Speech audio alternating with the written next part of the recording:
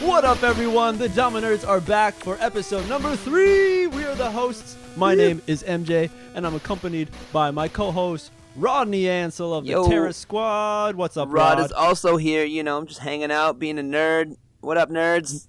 We also got one more person hanging out today in the so-called virtual nerd studio we got going on here. And he's none other than the one and only Matt Sweets. Hey, what up, everybody? What up, in bud? the green corner. What up, Dama Nerds? Welcome, Matt Sweets, to the studio, to this episode 3 of Dama Nerds. Very happy to have you on, our first guest to the show.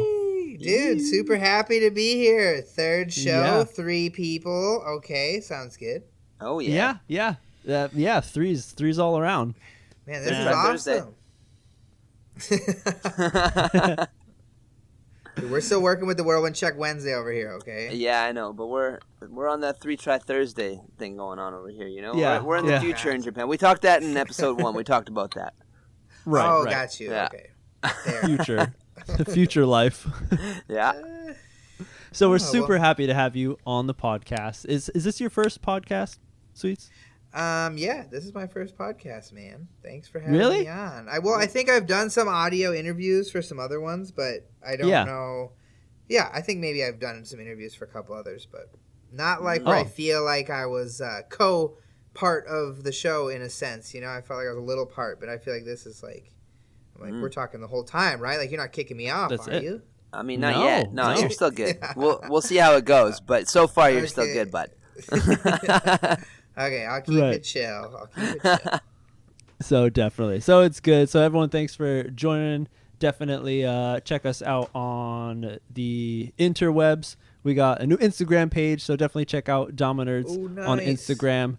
And definitely check us out on iTunes because we got iTunes up and running. So I know some people were complaining.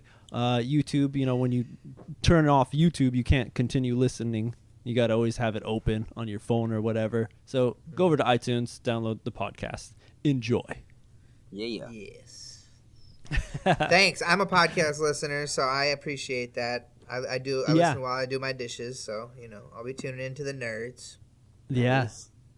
That's good. That's good. What kind of podcasts do you listen to? Oh, I set myself up for that, huh? Yeah, come on. So there's a local radio like station. Adult video type stuff?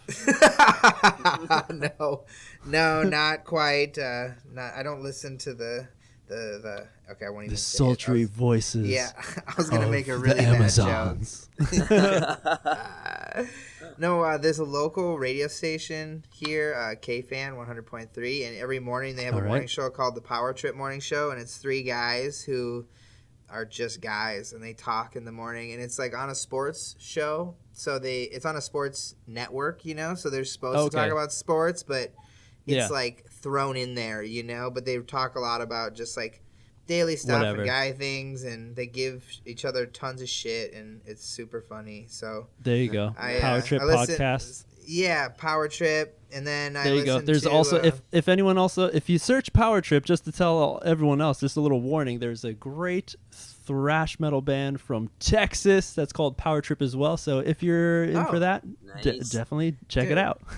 Little funny podcast. That's some tear your face off metal. Okay. Yeah, either or. Perfect. That's what's up.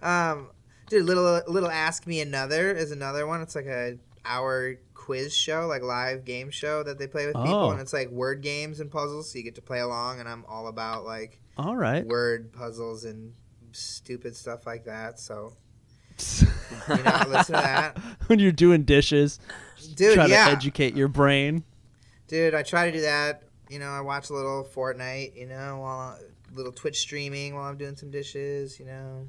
I play too much Fortnite, so I like watching it. I've never like watched video games my whole life, but for some reason watching Ninja play Fortnite is like awesome to me, and I don't know why, because he just murders people. He's so good, and like, I don't know, being a person who's not good, obviously watching someone who's good at something is awesome, you know. And Fortnite is one of those games. It's good to watch Fortnite. It's addicting, dude. It's like Kendama, honestly, as stupid as that sounds. It's like it's like Kendama because there's levels and there's like skills that you have to build by practicing. Like I'm bad because I don't play enough each week, but like if you just like Kendama, if you practice each day, hours and hours, you just start getting more honed, and I respect that, I guess. So maybe that's why I think it's so cool to watch. But gotta respect enough the about grind, video games, you know. We play Kendama. Screw video exactly. games. Yo, straight up. I'm almost glad that I stopped playing video games because Kendama is just like such a better alternative, I feel. Oh, dude, it so is. Even if you're inside, like the best is to get outside, but even if you're inside. Of course. Yeah. Yeah. Dude, video games are cool for airplanes, you know. Can't play there. Or a car. Those are legitimate spots because no one likes on a train Kendama commuting. in the car, dude. Unless you're full of Dama Nerds, and then maybe it's okay. Even then, it gets sketch. You know, playing. It does. Car games don't last long, dude. No, definitely not. It's gonna break something in the car or someone's face. Mm-hmm. Yeah, dude, 100%. 100%, man. Well, I appreciate you guys having me on. It was really cool seeing you in Japan not too long ago. I was just there a month ago now for Catch and Flow. Catch and Flow. You were one of the judges again. Dude, oh man, one of the hardest things I do every year, man. Every year. Judging, bro. But I feel better about it, you know, every year too. Feel more confident in my decisions. Definitely, I would assume so because like you're there, you're experiencing it, you know what to pretty much do. You know the routine. It's funny that you say how or to see that you're a judge now because I remember specifically first Catch and Flow 2014. Me and you were like talking as the games were going. When Rod was up, I could just be my brain could be just filtering these memories in different time zones, but I think Rod was up on stage and me and you were talking and you were like, we need to have like a Western judge up there because it was Tamotsu, it was Shimadera and Akimoto. Yeah. And you're like, we need to have like a better like freestyle judge, a Western judge who knows this freestyle stuff. And you suggested Colin Sander. Yeah. And we were like, yeah, that'd be good. And then next year, it was you. I got asked, dude. It's so insane. It's so crazy because I do remember that. And I remember very clearly feeling that a Westerner needed to be up on the board. I mean, dude, we need another one. Let me tell you. We need another one. This year was the year I felt like there was just... I don't know. I guess it's so biased because the Japanese, like Kodama knows so much more about the Japanese players than I do that I feel like he has a different eye when he's watching them, and his points reflect how much he knows about them in a way, which I'm not like dogging. It's more or less like, you know. And then Duck doesn't know American or Japanese players much, but he knows the Taiwanese players a ton. So he's in it more blind than either of us, and by blind meaning. You have no idea what to expect out of this person. So then to judge them is so much harder than being like, oh, Bonds is up, it's time to judge Bonds. Or, you know, oh, Tomoki's up, it's time to judge Tomoki. It's so much, it's more different. So this year I felt more that like if there was another Westerner, things may have been a little different.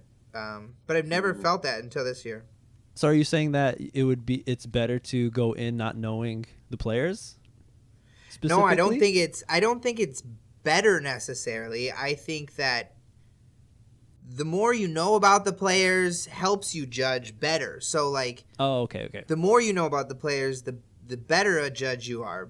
But that being said, Kodama knows more about Japanese players. I know more about Americans. So our scores are different when we're judging those opposite people, right? As opposed to when we're judging someone we know.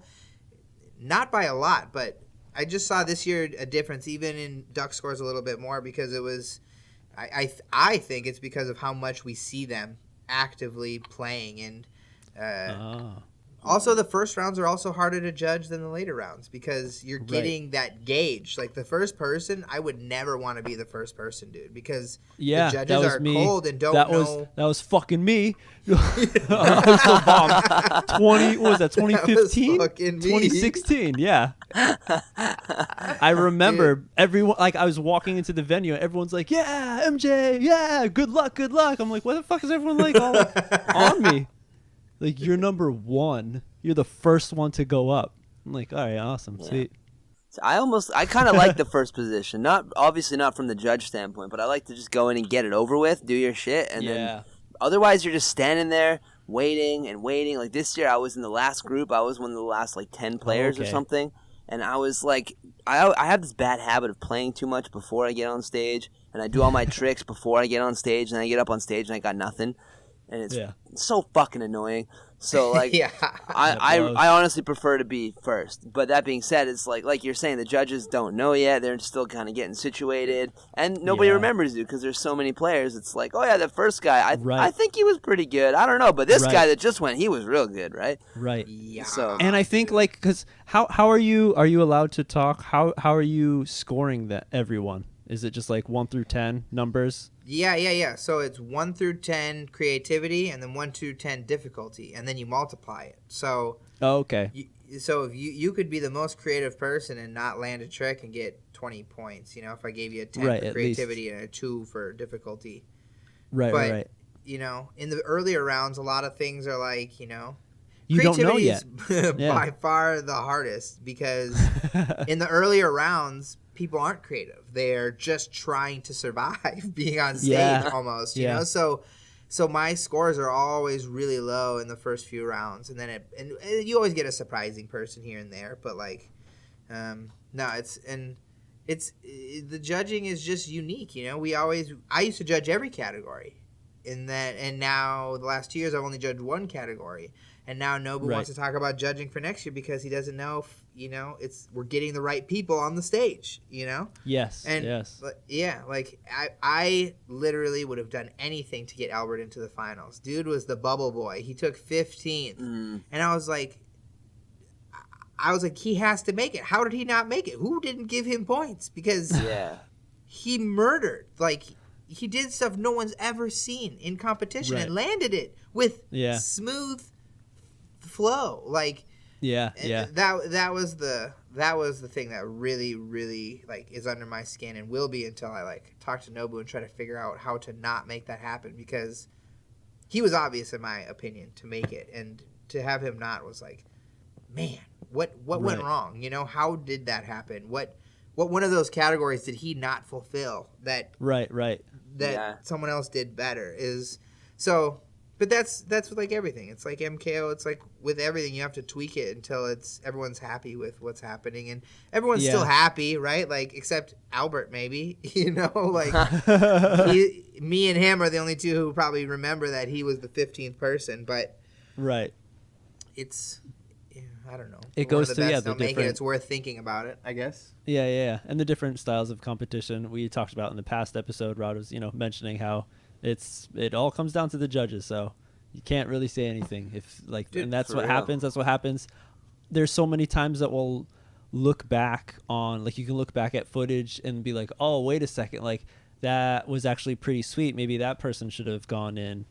And I personally have judged like really like small competitions that Sue throws at Sue Lab, and I remember like myself like scoring people, and I feel like at the beginning like I'm giving them like maybe too high scores, like they were too high, and then like midway I'm like, all right, I gotta like be a little harsher on these people, and then I finish, I'm like, okay, that's the person that won. Then I look back at the footage like the next day, and I'm like, I fucked up, like that little dude did so much better than the person who advanced. I was like, wow, it's a really hard thing to do. It is, man. And speaking of that, like, what about the duo freestyle battle at the Battle at the Border this weekend? Like, I saw some footage from that, and that looked chaotic. It looked insane. I mean, maybe it looked cool, and I have mixed feelings about how it looked, I guess. I thought it was cool, but I also am like, what in the hell is going on that stage? I was just talking to Coda about it because he judged that. Yeah. Oh, he was a judge. He was a judge, yeah. He just got home like an hour ago from that trip. And so we were talking about it a little bit. And he was saying, yeah, it was really cool, but it was so hard to judge. That was what he had to say about it. It's like, because you have a team, like, how much do you judge on the team aspect? Specific people? Yeah, or the aspect of... I think the way it worked was that you get a minute total between the two of you, and you have to tag the other person in at least once.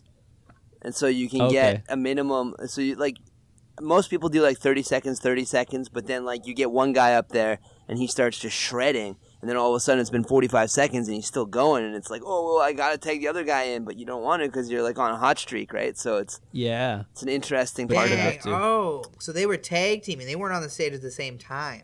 No, it was tag team style. Yeah, exactly. Yeah. So it wasn't like I throw my spacewalk to you type shit. No. I see. Like that's where I was wondering where the rules like end, because like, are you allowed to do that if you have something honed? Like, are you allowed to throw in like a doubles trick, like either synchronized or tag by sending your Dama to the other dude? You know, exactly. Like that could be sick. Like just throw the Dama up in the air, tag. He catches it. And he catches it, kind of thing. Like dude. Oh, that's I'm not a fan of wrestling by any means, but isn't there like tag team wrestling and like there would be times where both of them of one team are in the ring like strangling the one other opponent. Yeah. Totally. That is definitely a thing. But that's because wrestling is fixed. No, it's not. No, it's not. You shut your dirty mouth. I'm sorry. Santa's real as well. I'm sorry. Yeah, he's hanging out with the Easter Bunny, waiting for next year. I'm totally down with that. I remember like old school. What competition was that? Tacoma, where they had Tacoma Takeover with the doubles. Yeah, the one where the Gallaghers came and just absolutely annihilated everyone, completely and utterly. Just seriously, they won 2 years in a row, and then they didn't do it again. Yeah, they were like, okay, we get it. The Gallaghers exist. We don't have to do this anymore. They live together. Like they're always going to be on point. They have the most time to practice together. Yeah, they're literally left and right brain, dude. Like one of them's right-handed, one of them's left-handed. Like you can't fuck with that. Like it ain't fair. No, they could be like Cat Dog, that Nickelodeon show. Yeah, straight up. Sweets, I feel like you don't know that one from your face. Cat you dog? look confused for a second. Cat dog. Oh, I cat know. Dog. Cat dog. Little fine word with little cat dog. Yeah. So good. Fact about the Gallaghers, just so you know, they're in college and they live on opposite sides of campus. And same college.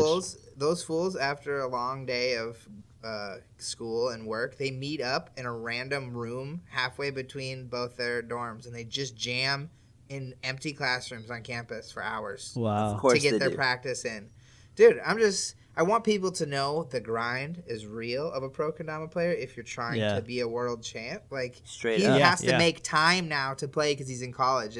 But it comes back to the twin thing, too, where, like, they love jamming with each other to where they just, like, they will go in the middle of the night to an abandoned classroom to jam with each other so that they can feed off each other in practice, because we all know it's harder to practice by yourself. There's no doubt. Seriously. It really is. Yeah, especially with someone who's not your skill level, too. It's difficult. Yeah, having the motivation of other people playing, and like you said, skill level to push you. Yeah. To match that level, and then, there's a little competition that goes. But that's definitely a huge thing, and I feel sorry for all the people who are like in the middle of nowhere with no one to play with.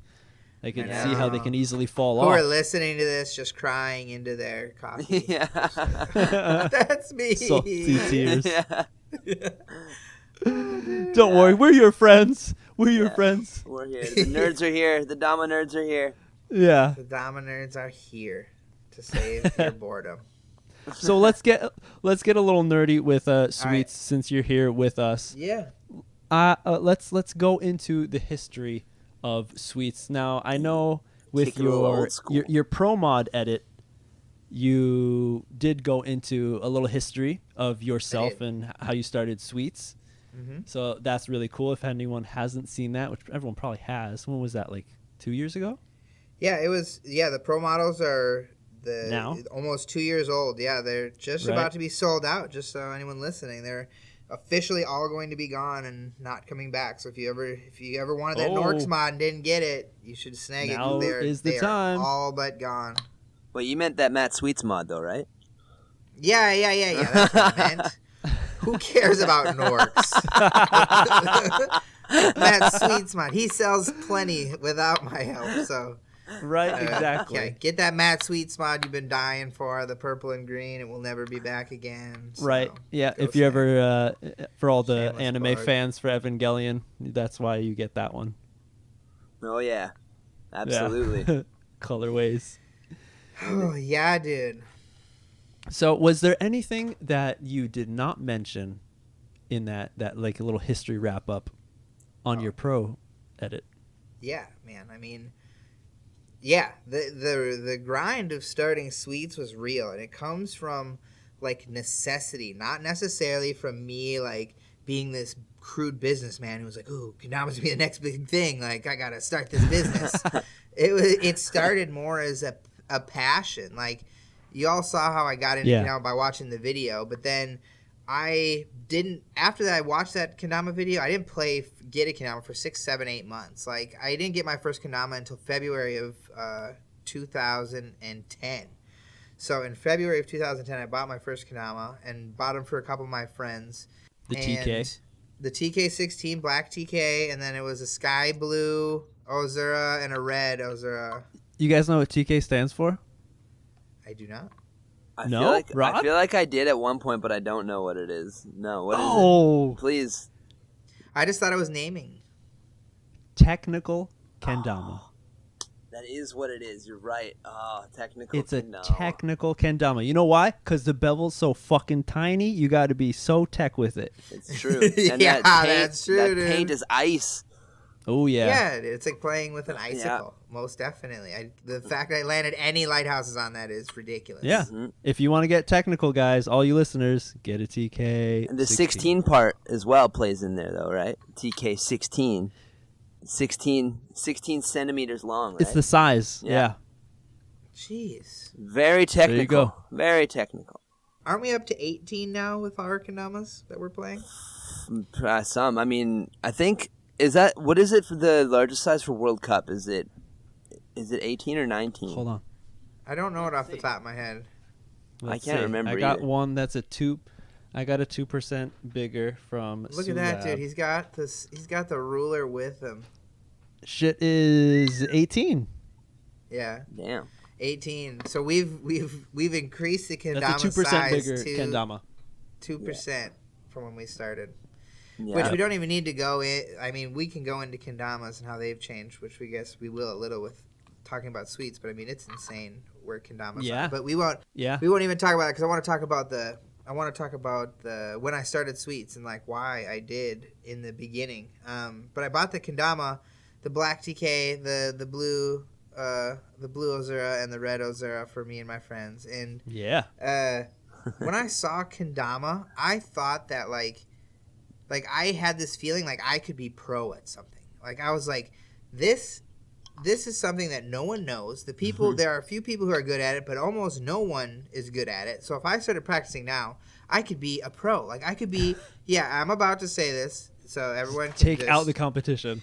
Yeah, I wanted to be a Kusa pro. When I started, Kusa had a website. They had their first video, but the only thing they didn't have was Damas on their website, dude. So I saw people I saw the sponsor contest, and I wasn't good as Turner, and so I was like, I'm gonna practice. I'm gonna be like the next sponsor person, and that just led me. All that did was give me motivation to practice, like endless amounts of practice. And play.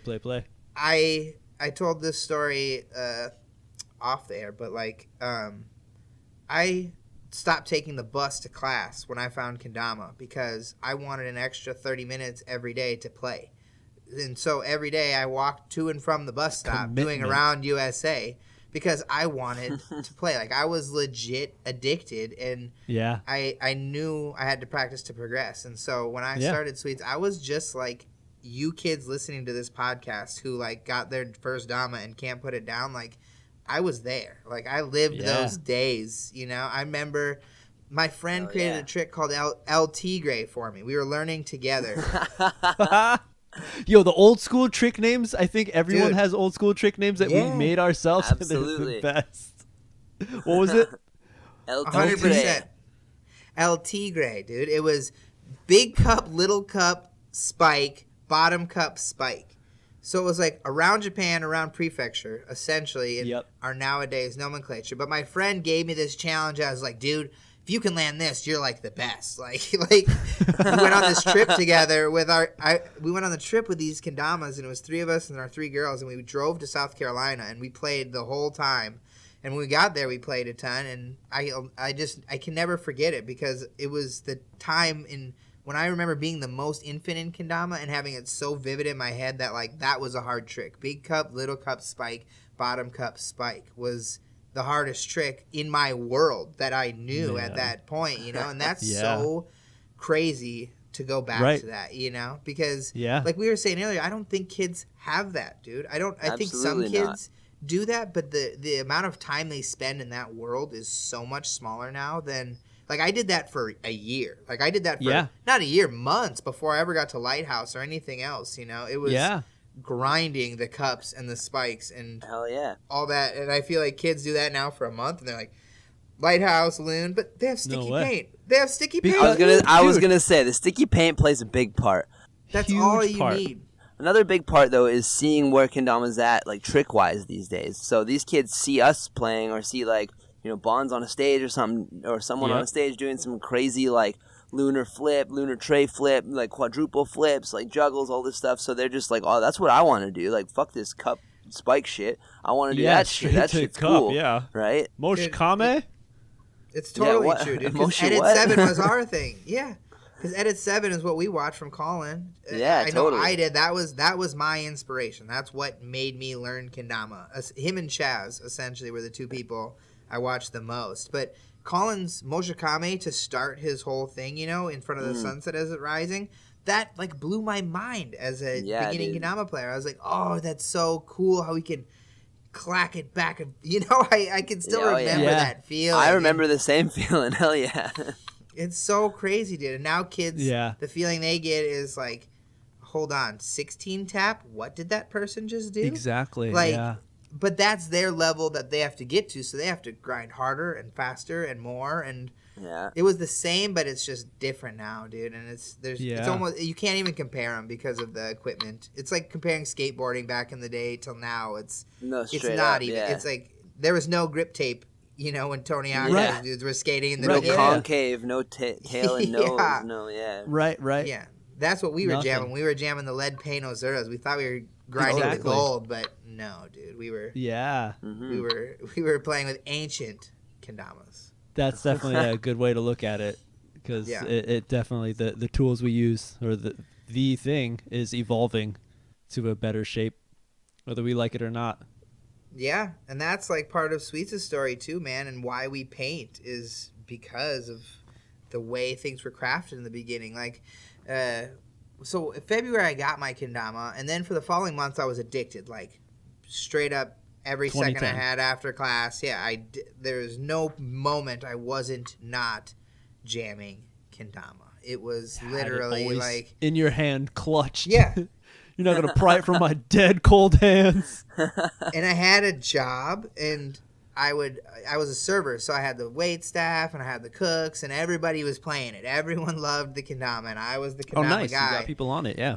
Yeah, of course, man. Like, that's not a new thing that I started doing. Like, because it's almost like, in the beginning, I was even more passionate about getting people to learn, because it was so no one, like, it was 0% of people knew it, you know. Now we have new, it's getting a little more known, where I feel less obligation to just force it in everyone's face. But in the beginning I was like, oh, you have to see this thing, like, you have to try it, it's insane. But mainly it was because I was testing people to see, like, if I should do this as a business. Like, do you like this? Is this fun? When I see adults playing with this thing, I was like, okay, if I can sell these to 25-year-olds, 12-year-olds should definitely love this little thing, you know. And it was one person at my work who was like, dude, you have to quit this job. Like, you don't stop talking about Kendama. You don't stop playing it. You don't talk about anything else. You have all these ideas. Like, why don't you just go do it? And it's like, well, I work. I got to do this and that. And they're like, well, just stop it. Just go start and whatever. Just and that was it. the day I Dude, I just quit one day. I was like, okay, I'm done. And then I ordered my Kendamas from China. And it was the single most happy and single most like dreadful day in my whole life when those suckers showed up, because 3 big old boxes. I spent my life savings so far, okay, which wasn't much because I was in college, and not my life savings. I got a business loan from my ex-girlfriend from back in the day. Her dad gave me money, so the money I had plus his money got me these Kendamas, and so I got 3 boxes, and I was like, oh my god, I finally have Kendamas. Like, I had been grinding mismatched Kendamas. Like, it was not a good situation. Wow. I didn't even have one to jam, like. So was this before or after the pencil sharpener? This was after. This was post pencil sharpener, dude. Like, it may have been okay. It may have not been post. It may have been. It may have been after. But the pencil sharpener is definitely a aggressive, such a good video. Aggressive way to take care of your damas. I looked for that pencil sharpener for months, dude. I could not find an old school sharpener. I was so excited. I was like, yeah, it's going to work. right. Still to this day, one of my favorite Kendama videos. All the listeners, if you guys haven't seen this video, I just got to let you guys know. There's an old one of Sweets. Just like, he comes in, he's like, I found the sharpener. You guys are going to love this. He's like, I got this dull spike. You got this, when you play your Kendama so much, the spike is dull. You just stick it in here. And look at that. It's like a brand new spike. And it just sticks a Kendama right in a pencil sharpener. I highly suggest if you haven't seen it, you should look it up. Oh, wow. I feel like I've posted it a few times. I know you have. And it gets a surge of comments every time you do. It's amazing. I might post it again after this. I might have to. Dude, so update on the pencil sharpener trick. If you use a small, tiny one that you get in little pencil packs, those actually do work. Yeah. Don't use the one in your school. I mean, do school classrooms have pencil sharpeners? They don't have those anymore. No, dude, mechanical pencils, dude. What the hell you need that for? No way. Just like they don't have like eraser cleaners for like the chalkboard, Yeah, it's whiteboards. Yeah. The old meter just dinged on the podcast. Or that big old roll-in TV with the VCR on it. They don't got that shit anymore. Yeah. Projectors with transparency sheets. All right. Yeah, exactly. I don't need to be depressed this morning, guys. Let's quit with the talking about all this shit, okay? Oh my god. So you got okay. You got the 3 huge cardboard boxes of Damas. Yeah. Okay, I got my box of Damas. Happiest day of my life. I made my own model, like white with gold stripe. Oh, I was so excited. So were you going to be pro then? If you had your own model? So I wasn't going to be pro. It was just like, if I'm going to design all these Kendamas, I'm going to design one that I love the most. So gold and white I thought would just be like classy as fuck. And it was. Oh, yeah. Until I started playing it. Oh, and being pro, I wasn't a pro until like 2014 or something. Like my first pro model was like the Red Bull Kitties with Max and the cupcake, like all the ones that were sparkly that had the Pro Clear that turned to goo. In the sun, so the Hawaiian days. So it was like 2014. So yeah. Mine's not goo yet. Oh well, you got to play in the sun of Hawaii daily. Oh God. Yeah, they ruined our Kendamas in Hawaii because of the weather. But yeah, so I wasn't pro because everyone was so much better than me, dude. When I started Sweets, I was like a noob. Like I could Lunar and Lighthouse, but like I couldn't put any tricks together. Like. That's why I started sponsoring Christian and Chaz and those guys in the beginning. Because they were gods, like compared to what I could do. Chaz was insane, dude. Literally one of my favorite Kendama players of all time. Up, man. And one of the biggest innovators in our world. And a lot of kids probably don't know him, but like no, definitely not. He pushed Kendama forward in his day. Like he was the Ben Harrold. He was like the person who was doing stuff that no one else even thought of. Like he was juggling, he was trading, he was like he did UFO to Lunar. Axe like, Master. Yeah. He did everything to axe. Every axe trick you could ever possibly imagine. He did in his parents' living room with his dad on the couch behind him flicking through channels. Yeah, dude. It's the most it's the most simple thing, you know? But it's like if you're a Kendama player and you don't know who Chaz Edwards is, you need to type into YouTube right now, Chaz Edwards, and watch it when you're done listening to this because Shredwards. All his edits are insane. Like, and the music's banging. Everything is just respected for what it is. Respected for being worth the watch. Yeah, that's a big thing. Like we were all us who are really good were landing nothing when this dude was landing the craziest. So yes. Straight up. That's a sidebar about the pro mods, you know. Where is he? Where is he right now? Dude, to get even more he's still he's still in Aberdeen, Washington, man. He's just he's not motivated by Kendama, so that's that. His life took a turn when a lot of Kendama players who fade out have this point where they either keep playing or something happens and they just kind of put it on the shelf because their life has other things that are just more important, and it's hard to come back to it, especially in nowadays. Like we're talking about how good kids are. How's Chaz gonna feel posting now, being this legend, and then coming back and being able to not do anything? Like it must be hard internally. But right. Dude told me he has memory cards full of tricks, and Max went and filmed an edit with him, and all this footage is out. Like the footage exists, but none of it is touched us or seen. No one's seen it. But Chaz swears he has computers full of stuff. So if anyone here can convince break open the vault. to get it to us, I want to see it. Yeah, I would die for Chaz Edwards. Let's go, Chaz. Edit. Are you kidding me? Please. So everyone send this to Chaz. Make sure he hears this so that we GoFundMe. Someone started GoFundMe to Chaz. The Dama Nerds are summoning Chaz Edwards. We want the edits. The vault edits. We want Chaz. Yeah, dude. Yes, we do. It was a different time in Kendama, and it was wonderful. And but back to my story. So you sponsored him, Frazier. So I sponsored him. He was the first, and then I sponsored C. Frazier. The only person who's ever asked for a sponsorship who got it, C. Frazier. Because he was so insane. I was like, yeah, you want to rep my product? I'm down. So solid, you know? And then there was a kid named Ben who was one of the first sponsored players. And he was from Atlanta too, and he faded really fast. And then Willem Smith Clark was another one who faded in the early days, who was from San Fran. He was really innovative, such a cool young dude. But just kind of did it and then fell out of love with it. So that was what it was. He actually got a pro model though. He's the only person who ever got a pro model who isn't on the team still. Fun fact. And those are probably one of the most rare Damas that we ever made was the Willem Smith Clark pro model. I don't even think we have a fresh one in house. Whoa. So if anyone ever has one of those. That's crazy. So you sold them just as a Dama that's on the lineup? He was a pro. He was a pro next to Christian and Chaz. Oh, okay. So it was all there. It was Christian, Chaz, Willem, and Wase. Yeah, he was stated as a pro. Mm-hmm.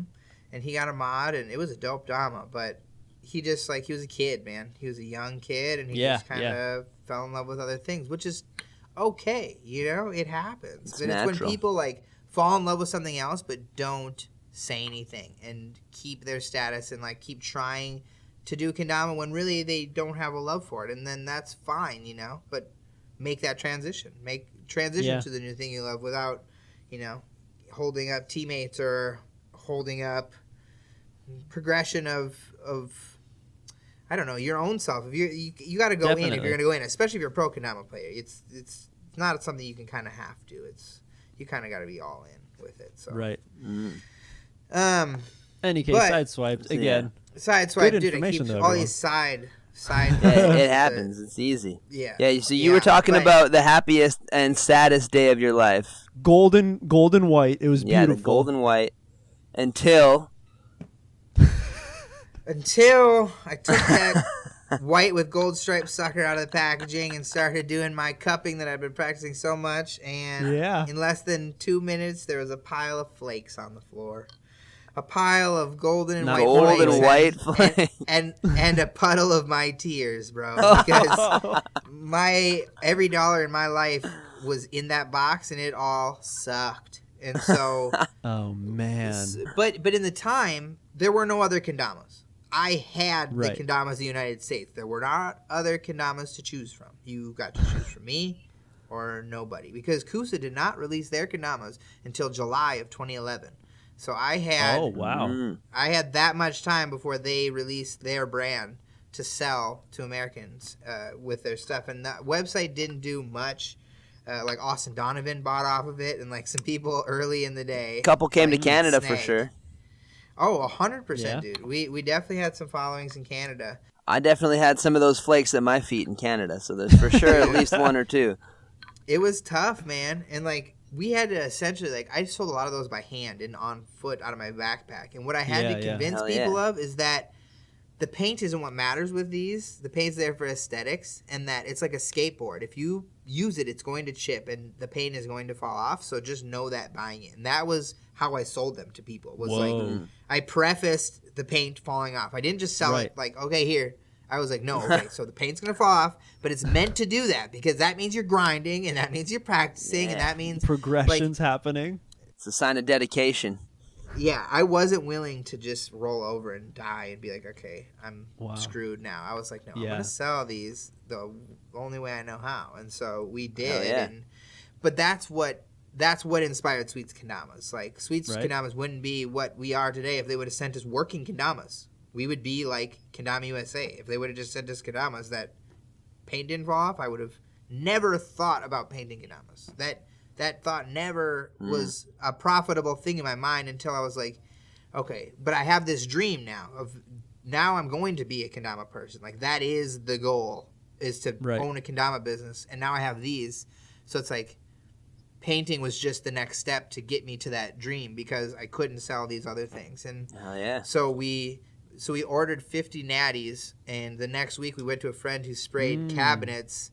He sprayed cabinets for a living in his basement, and so we were like, can we come to your basement, bring some paint, and try this out? And there's a famous photo that I post once a year of our 46 customs that we made in a shot, and they're all white and red and blue because that's those with like star stencils on them. Dude, we put stars. I took like little notebook circles. I took anything I could find at the craft store, and I threw them on that sucker. Like, trying to create designs and trying to just like make it cool somehow, you know. And we succeeded because they sold, like, someone wholesaled them in Alaska and bought like 20 some of them. And then when people had the choice of buying like this expensive one or my shitty one where the paint falls off, everyone chose this because as a small business, they wanted to support me. And supporting me meant something I painted, even supporting me even more, you know? So that inspired me even more to be like, okay, so we can charge more for these. People like it more. And in that part of the day, dude, there was Sunrise had just started, and they sold stripes like the ones I had made. Yeah. The first custom had ever been made with the Sunrise stars that were the gold ball that had the stars on it, and then they sprayed blue over it. Yeah. That was like the first custom, in my opinion, that I ever saw from when I started Kendama. It was the first person I saw other than me who was like trying to do it. And then Sour Mash wasn't far behind that, you know. It was, or Ube, I'm sorry, was not far behind that. But then I think Sour Mash also was probably not far behind either. Oh no, yeah. He was 100% right in that whole mix of things. But like, aside from us, those few people I just mentioned, you could buy Ozura solid colors, and that was it, right? Like, there were no other options. So our business model was like, let's do everything as different as we can, give people what they want that they can't get, and, you know, that's kind of where everything started, dude. And it was, thinking about it, it's so insane what we did. Like, it was such a grind, bro. Like, working in a garage and in a paint, like, in Minnesota, we worked in a paint booth that had no insulation in the wintertime. And heated the whole space with a space heater with paint surrounding it. Like, Like the most Flammable. combustible thing. And we had to leave it on overnight so that things didn't freeze or our paint didn't freeze. Wow. And like we were doing it in a residential area. So we were spraying paint just into people's backyards and they were gone. It was like it was a suburban place. So luckily like no one was really at home during the day. But like towards the end, like, and like I said, everything happens for a reason. One of our friends came to us and was like, hey, I have a spray booth. I don't need it. $1,000 a month. It's yours.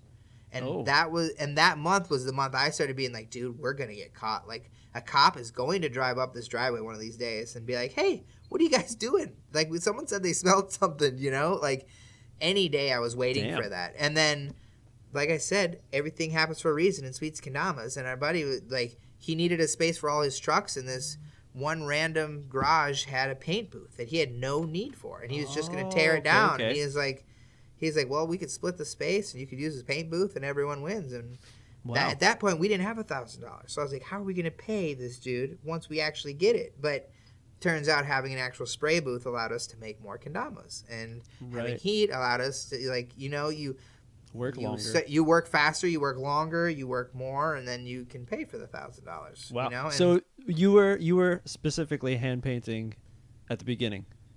Yeah, it was always HVLP. So it was never brush, but it was always, we always have used car painting guns, which is called HVLP. And so like compressors were like some of the things I bought the most. Yeah, it's an air gun. And not small airbrush, but like air gun. So I had to have compressors that were enormous. And I bought 6, 7, 8 compressors at Sweets before we finally spent money on a real one. Like you're going like 30, 2 hands, it's like double, like dude, we would go on Craigslist. We'd go on Craigslist. We'd go on Craigslist daily and look for new compressors that were like $500. And we needed like, you know, 100-gallon tanks that for all the paint could not be moved by humans without big trucks and all this stuff. And we'd buy these old ones, we'd get them to work, and then it worked for like 2 months, and then it'd get too cold, and then it would die. And then we couldn't work. And then we would do the same thing again. We'd do it, and then it would freeze up, or the lines would freeze, and then we couldn't work. And so we're like, man. We if our business is painting kendamas, this is before we had primes. This is like Sweets painted every kendama for 5 years. I think 2015 was when we introduced the F3 or the one that was painted overseas for the first time. But it was us painting every time. So if we didn't have a compressor, we couldn't paint kendamas. And so that was another big turning point where we're like, okay, we don't have $30,000 for a compressor, but we need this $30,000 compressor. So how are we going to do it? And again, just things always happen the way they need to make things happen. And I don't know what happened around that time, but we got a big client and we sold a bunch of kendamas and we got our compressor. And shit, there's just like so many things in the story of Sweets. Like I could write a book about all the small things that happen, that people in Kendama don't know, even friends don't know, because it's my job. It was my job to keep Sweets Kendamas running, and so all the things we did were to just make that happen. And how far along were you there at this point with the compressors, since you started at 2010? 2010, we started. We built it in 2011. In the summer of 2011, we built the thing, and then we sprayed through that winter into the next. So 2012 was when we got the spot in Bloomington. 2012 was when we got the spot in Bloomington and started having the compressor problem. So like probably like late 2012, early 2013. But dude, also we have to have drill presses to drill all the holes. That's something they came without holes? Dude, we have it. Okay. Here's another trial and tribulation to build Sweets Kendamas factory. We hand stained all our stained kendamas, by the way, as well in the beginning. Yeah. We had buckets that we were literally staining things every day. And we're doing wholesale orders too. We're not just selling on the website. Like we're selling to clients who are asking for 20, 30 of these things. And so it got so extreme. It kept growing. We didn't have control of it. It just kind of was this thing that kept growing. But we weren't smart enough to order Tamas without the bevel drilled. Because if you don't drill, because then you can paint the whole thing and drill the bevel and it's clean. We were ordering them like this, and we would spend hours with sandpaper on our fingers, sanding out every hole of every tama. Not with a little bit of paint in it, but like a full coating of paint. And like, I still have calluses to this day on my finger from where we did that because we didn't want to send out a product that looked bad, you know? So some of them are like, you can tell if you have an old Kendama because like some of them have like blue or green or red, like faded from us. Inside. Like, my finger's too tired, dude. I can't. You had to just give up. But that's like, you didn't think of like some nib that you could put it onto instead of your finger? Oh, we tried. Trust me, dude. We've tried so many different jigs and so many different things that like we tried Dremel tools. We tried like everything to make it faster, more efficient. But the more you add mechanics, the more you fucked it up. So imagine spending all this time making this kendama, and then at the end you like zit. Oh no, it's ruined. You know. So like the only way we felt we could do it was by using our finger. So by hand. But that's like another thing when I give caressing the hole. Yeah, it's really sensual for sure. Sensual. But when I sensual bevels.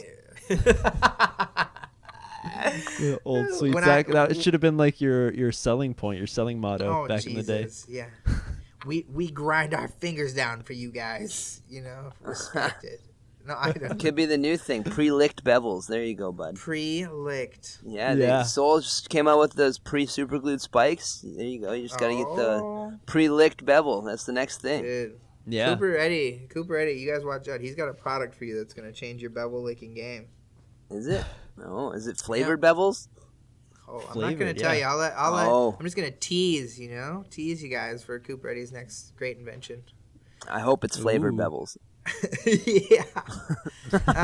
Raspberry flavor. But what I was going to say was that nobody knows we drill the tamas for the most part. Like your average customer really doesn't know that it's Sweets Kendamas here in Minnesota, that we do that to everything we make is drill the hole, because it's something you don't think about ever. But it is, Rod knows, it's the most terrifying part of the whole Dama experience. It is the absolute fucking worst. Yeah, because the painters spend hours making these kendamas, okay? Like the Nebula, imagine. The Tama that we made recently. It's very intricate and very unique and puts so much time and effort in this thing. And with one wrong pull of this lever, it could go in the B grade pile or the mystery Dama pile, like that. And it's worth $15 less. Or the fire pit. Or the fire pit, which has claimed plenty of Damas in its day, you know? No way. Yeah, it's really insane, man. When you make the amount of kendamas we do on the level we do, there's just loss. There just is. You know, we have like a 10% loss, at least, if not more, of everything we make. So if we make 600 kendamas, we expect like 60 of them to be bad, essentially.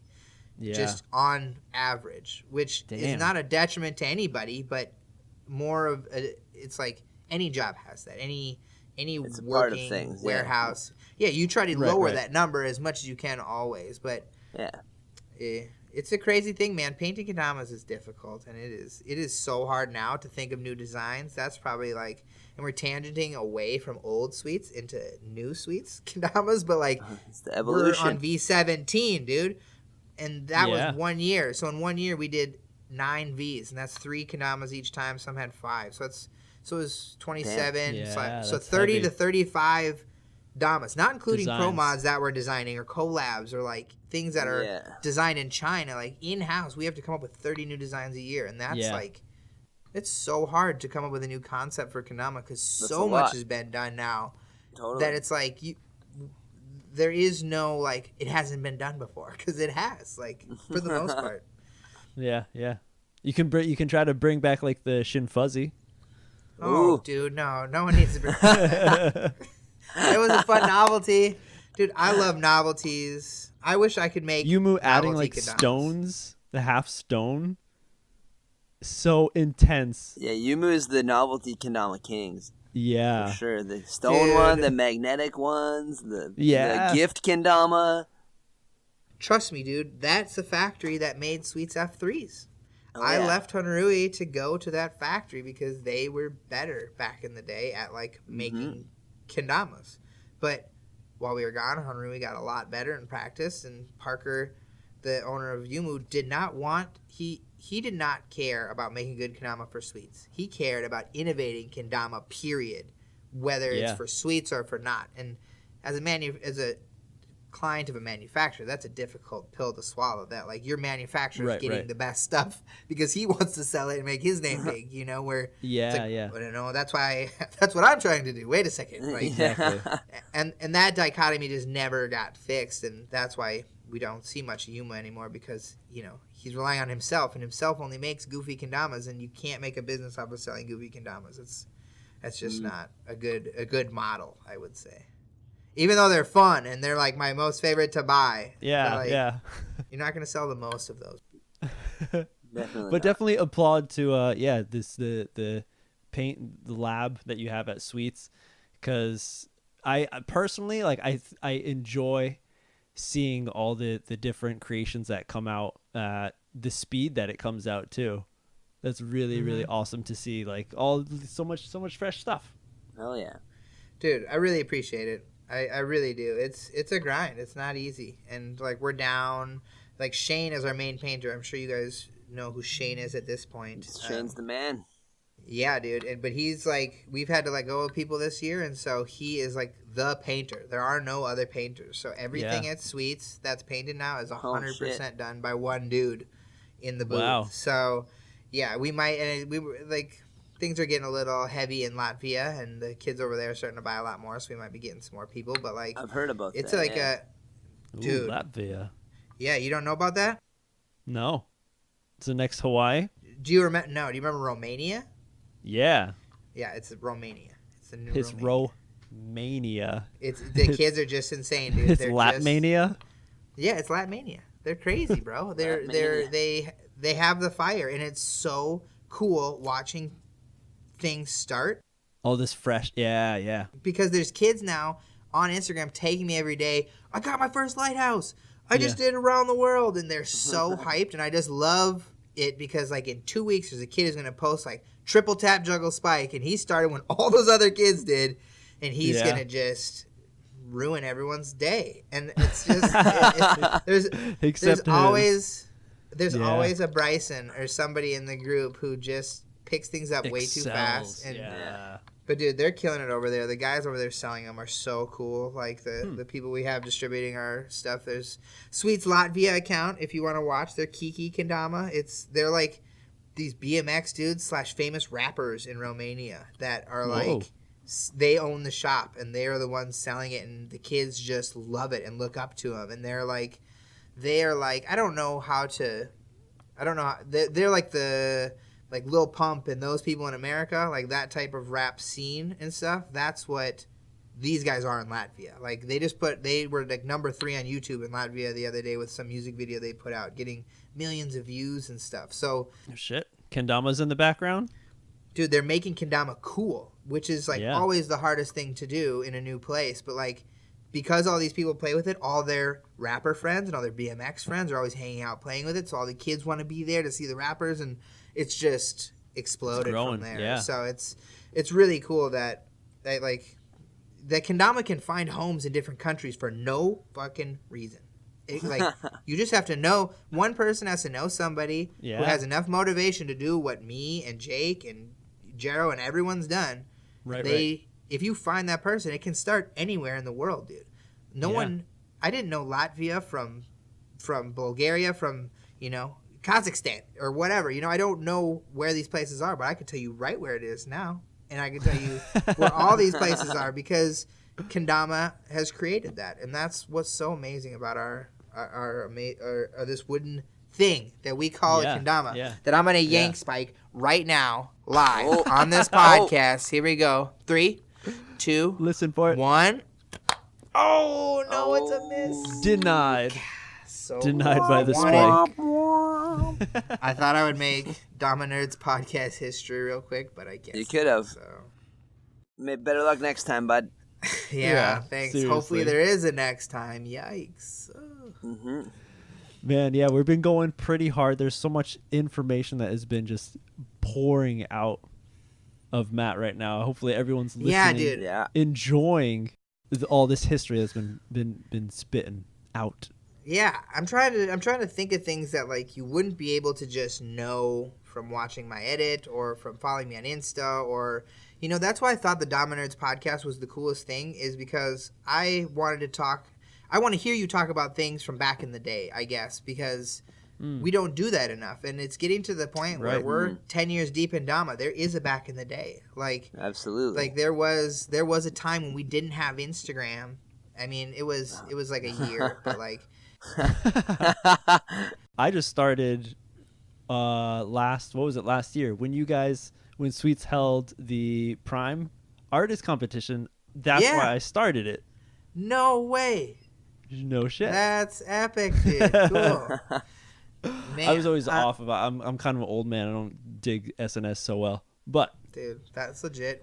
I started the Sweets Instagram account in May of 2011, and it was my personal account for like 3 years until Hawaii happened, and then I had to get my own account.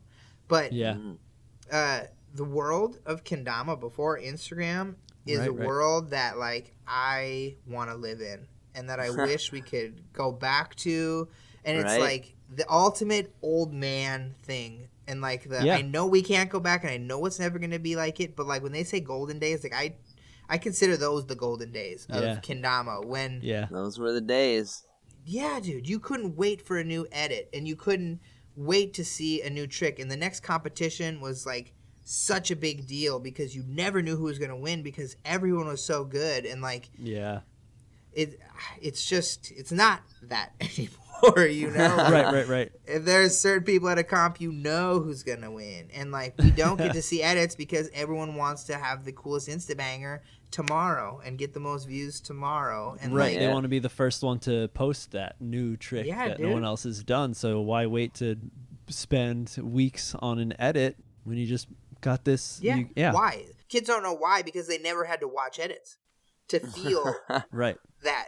They never had to pop in a VHS to like watch that skate video that they have been waiting all month to come out, and then you watch it and you want to go skate. 411. Like, it's just a different culture we live in, and it's sad because it's instant gratification, and that's like it's less gratifying, honestly, than putting out a full edit and getting that gratification for weeks and months and years, and no one will ever remember your Insta clip. No one's ever gonna go search your Insta unless you did something insane. Like it's just never going to be found, and that's why I love Matt Ballard. That's why I love Jake Weens, dude. The Yes We High video that was so good. Yeah, so dude, awesome. 18 minutes.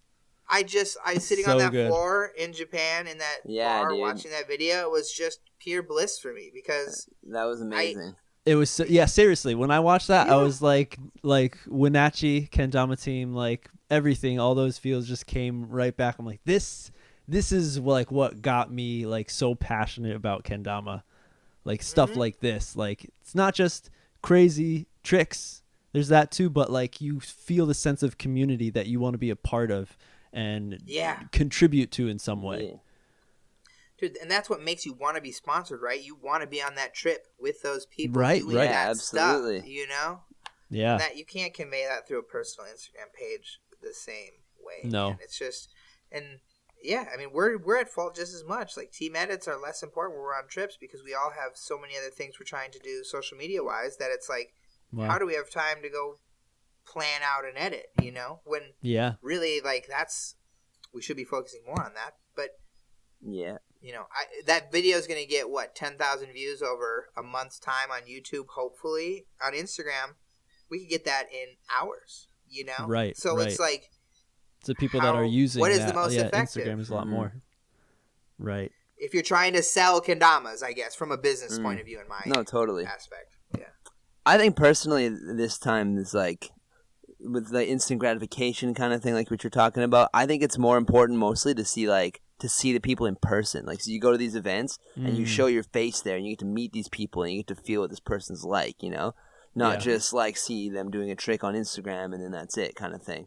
I feel like that's like such a bigger thing with the community growing, with more people coming to events and more kids and adults alike all being together in the same room. Yeah. I feel like that's much more of a powerful thing than edits and like Instagram can ever be. Yeah, but I think the next step after that is the edits where you can see people talking. You know, those long edits where you see the humor and the camaraderie between the team members and stuff. Yeah. Yeah, the B-roll. Yeah, it really is about that. Like for me, getting into Kendama, like really, I played Kendama for pretty much 2 years, Moshikame grip, and after that, like it was pretty much 2 years, I was like, let me see if this thing is like on the internet. Because I was in Japan when I knew about it, so it's like people know what Kendama is, and like I didn't really think to like look anywhere because some of my coworkers could like show me like do this, like put it on the cup or something. So for me, it was Kendama USA, Matt Billards. Kendama USA murdered it, dude. When it came to a team edit, they made the blueprint for all of us to kind of follow. Seriously. Yeah, they really did kill it. I mean, I love the Terra Kendama edits, the Kenman's edits, dude, from back in the day. Those are some of my favorite. Kendama Edmonton. Yeah, Kendama Edmonton. I like number 3. Ooh, I don't know those. I got to go back. Oh my god, dude! Yeah. Alex Smith, when he was on, like that was when Alex Smith was about to be pro. So he's doing crazy shit. Rod's doing crazy shit. Rick just started playing Kendama. Yeah. Everyone's got short hair. Me and Rick started together. Yeah, we were all in there. We were talking about juggle things. There's actually I watched an old one recently, and I actually did a juggle the spike in one of them. I was surprised because that's not even a trick that I do. Yeah, that's so even great. now, yeah. So what do you guys think as edits and Instagram videos and clips go? What do you personally want more of?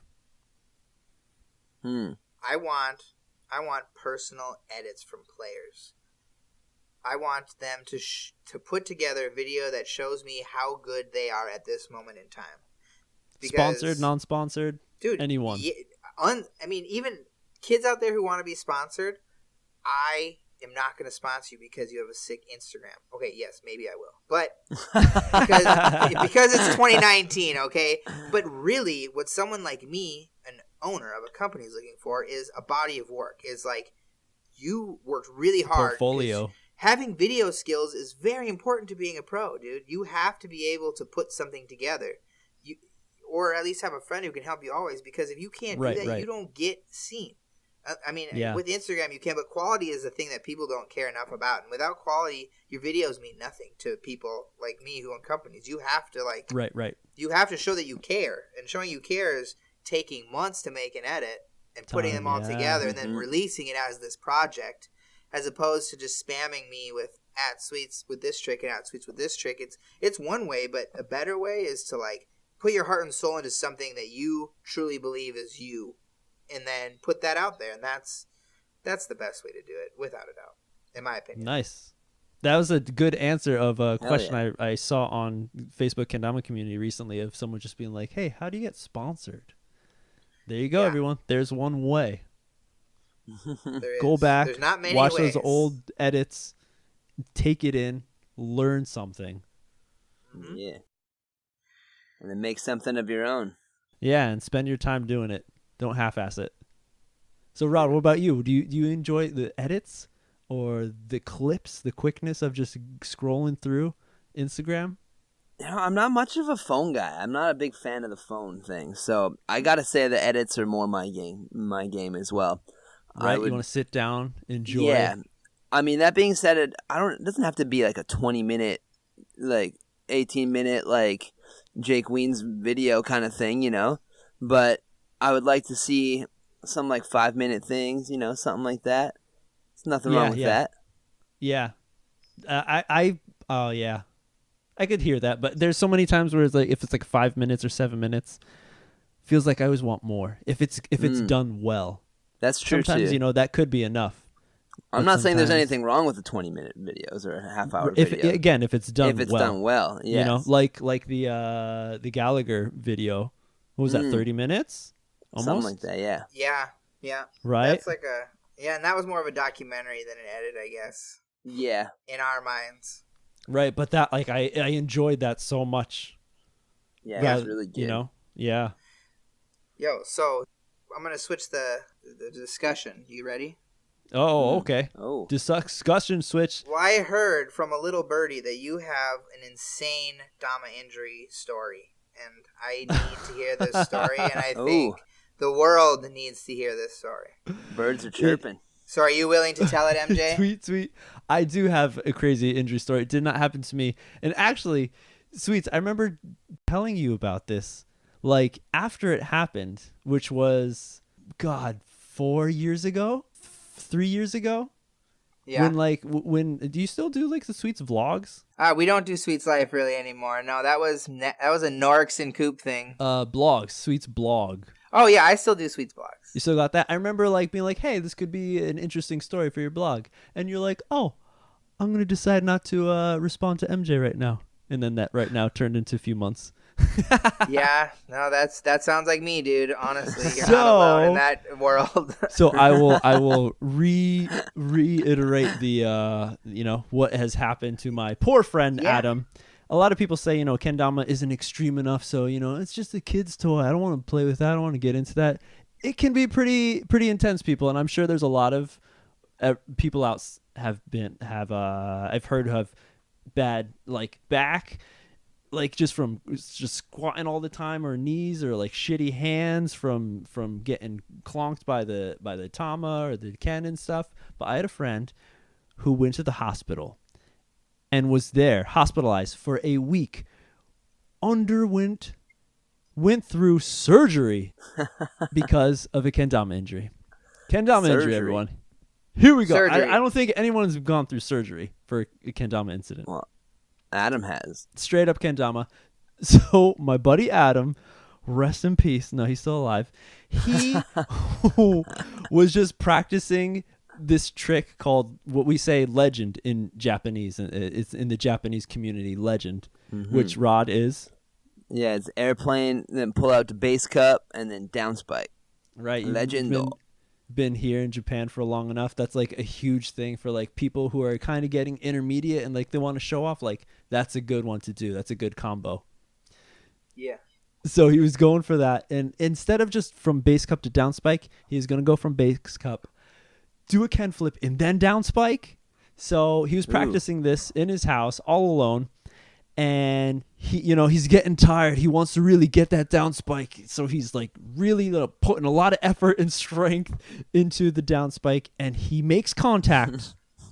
Perfect contact, except the spike was nowhere near the hole. It went just straight into the Tama, and that shit just shot put, like jettisoned itself right into his kneecap. Oh. It hurt, which I know we all get. Classic.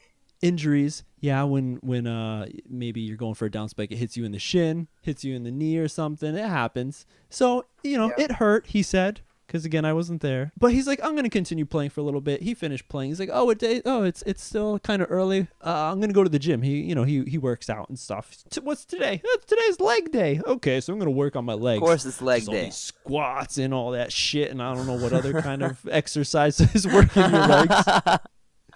Works up a sweat. Okay, I'm gonna go relax now. I'm so tired, exhausted. I'm gonna sit in the sauna in the nice hot water and in the bath, and it's gonna jacuzzi. It just feels so nice. Relax, cat.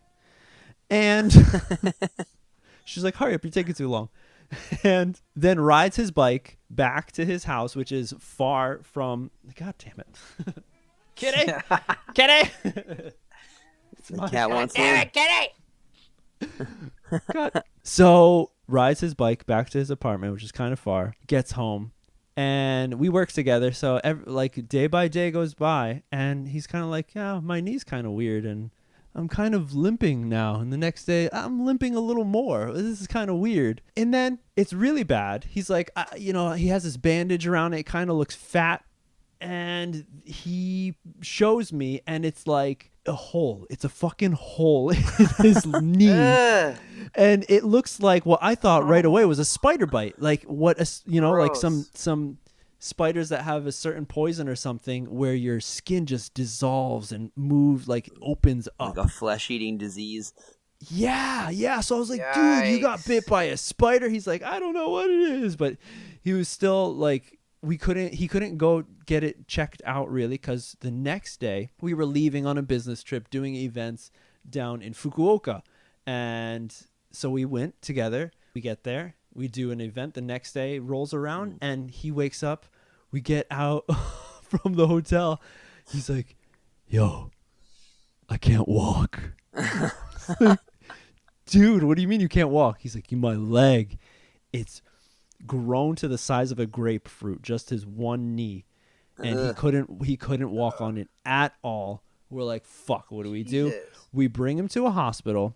It's a weekend. They don't have all the correct doctors to help him specifically in his area. So they're like, all right, well, here's some like painkillers. What happened? What was this about? This seems like pretty bad. It's really fat.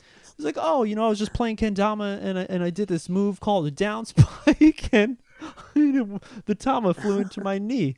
And the Japanese doctor is like, oh, what kind of wood was it? It's like, oh, Sakura wood? Oh, Sakura wood. That's a hard wood. So that could have been the problem. Ridiculous. Okay, because he saw it's not a spider. So okay, it must have been the Kendama injury. And he told the doctor that he worked. He had leg day that day, and he worked his legs out for so long, and all the hot from the sauna and the jacuzzi and then the airplane and the air pressure. The doctor's like, maybe that would mess with it too. Dang. He got a wheelchair, and for the rest of the trip, he was in a wheelchair. He was an old man in a wheelchair. Dang. So we horrible. fly back to Kawagoe. Still, now I think he still has a wheelchair. And he goes to a hospital the next day, and the doctor looks at it, and the doctor's like, we need to perform surgery right now, sir. He's like, what are you talking about? He's like, you are infected from the inside of your knee, filled with pus. That huge grapefruit was just pus in his knee. Dude. And so my friend Adam, he told me that was the worst pain he has ever felt in his whole goddamn life. I and bet. He was screaming bloody murder as they were cleaning out his wound with almost no Novocaine or local anesthetic. Just went in there and just getting rid of all that pus. Then he goes over, they cut it open, they do small surgery to really clean it out deep, and they keep him in the hospital for 1 week. That's not cheap. 1 week in the hospital so they can continue draining his leg out, the fluids, because after the surgery, his body's still, putting fluids and blood in there that needs to be cleaned out. God, that's horrible. All because of a missed down spike. Missed down spike, everyone. Jeez. 1 week the in the most hospital. Disgusting story, dude. And that a kendama caused it is even more insane. Ugh. Watch out for those hardwoods. Those hardwoods and those down spikes, everyone. Yeah, man. That's so ridiculous. Yeah. I had a down spike gone awry once where I actually got straight KO'd from it.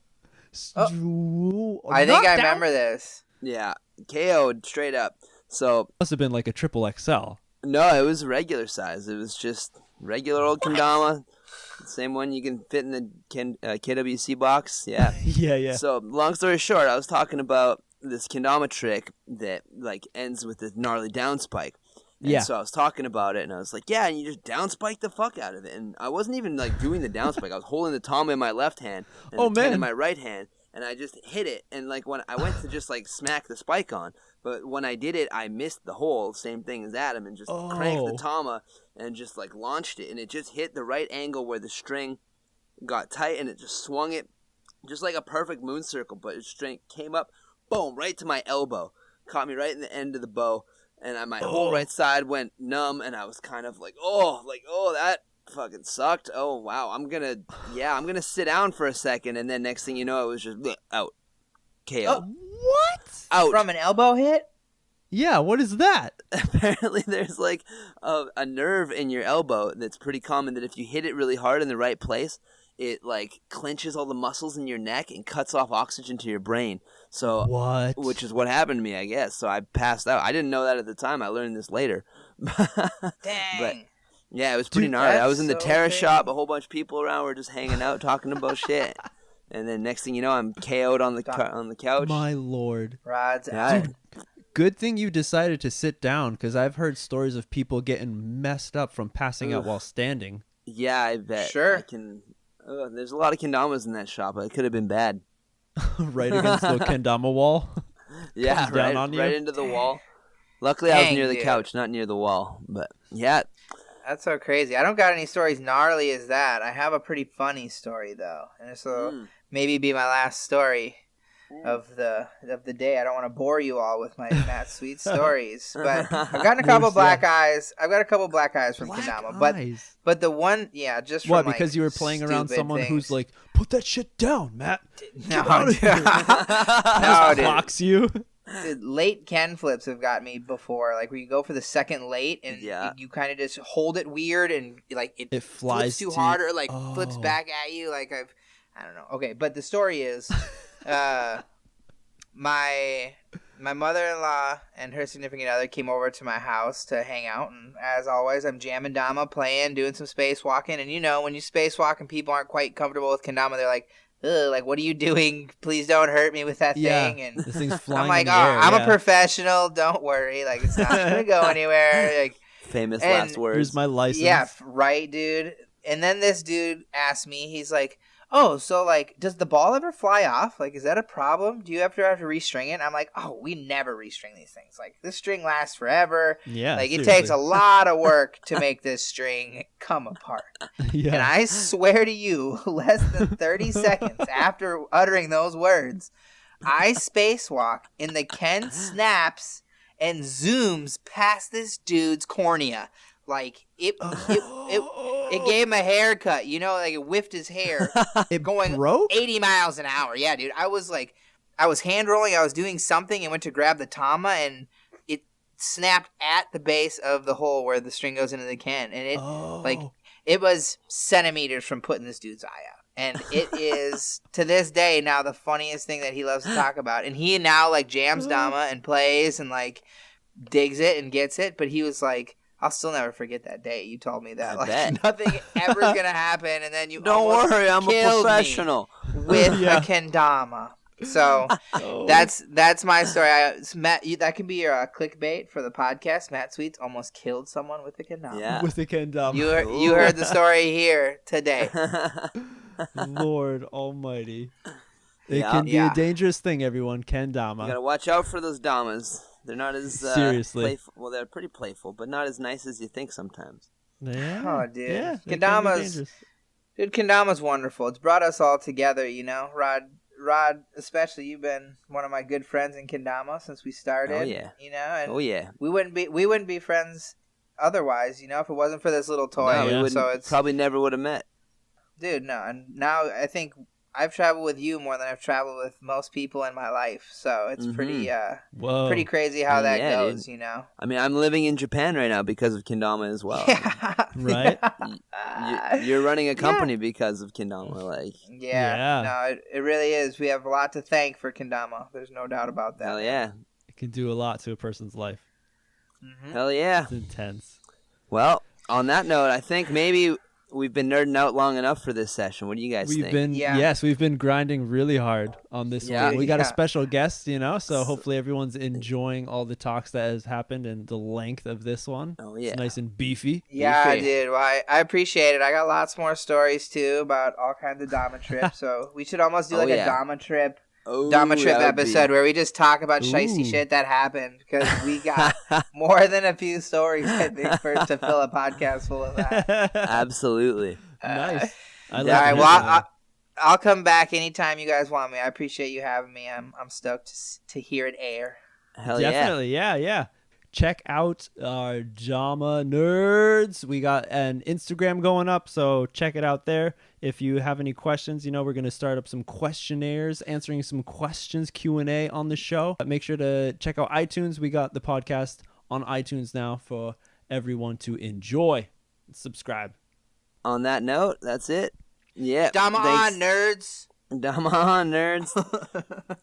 Yeah. Keep it spiky and fresh. Everyone, thank you so much, Dama Nerds. Until next time. Out. Peace.